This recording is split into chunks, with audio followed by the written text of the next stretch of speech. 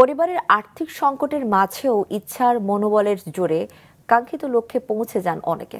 তেমনি দুজন পটুয়াখালীর আলামিন ও ফরিদপুরের জুবায়ের, তারা এবার মেডিকেলে ভর্তি পরীক্ষায় উত্তীর্ণ হয়েছেন। প্রতিনিধিদের তথ্যচিত্রে ডেস্ক রিপোর্ট।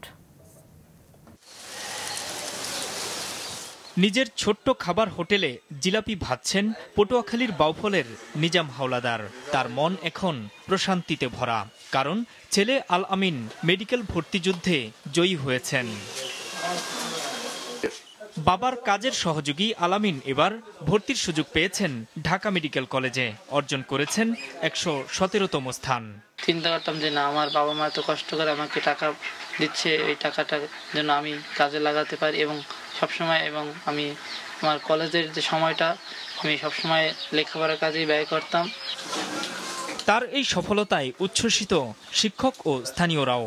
আলামিন যেন ভবিষ্যতে ভালো একজন ডাক্তার হয়। পরিশ্রমী, এত পরিশ্রমী এবং মেধা, সে আদাও কোনো অসৎ পোলাপানের সাথে সঙ্গ দেয় নাই আমাদের দেখা। বরিশাল যাইতো, বরিশাল পড়াশোনা করে আবার বাড়ি আসতো, আইসা তার বাবার ব্যবসা দাঁড়াতো।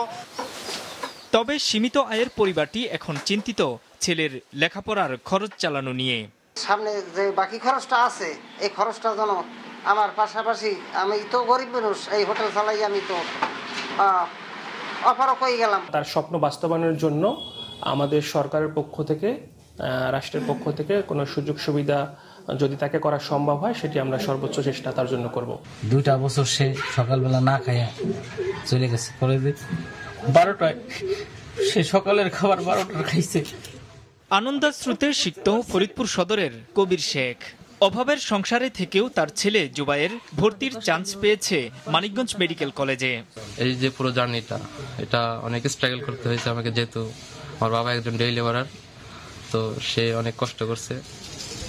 কৈজুরি ইউনিয়নের তুলাগ্রামের জুবায়ের মানবতার সেবায় নিজেকে নিয়োজিত করতে চায়।